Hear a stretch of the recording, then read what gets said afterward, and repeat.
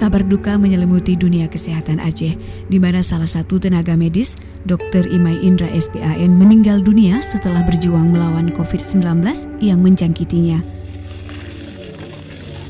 Ini menjadi kasus pertama tenaga medis di Aceh yang meninggal saat bertugas menangani pasien corona di Aceh.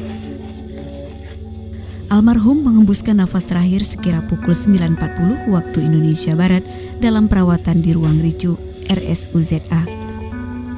Para tenaga medis dan segenap pegawai RSUZA pun memberi penghormatan terakhir kepada sang dokter.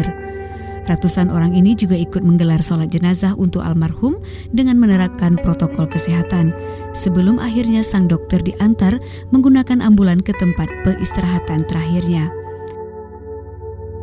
Sederalun semasa hidupnya, Dr. Imai Indra SPAN mengabdikan dirinya sebagai dosen Fakultas Kedokteran Universitas Syah Kuala, serta bertugas memberikan pelayanan kesehatan di RSUZA Banda Aceh.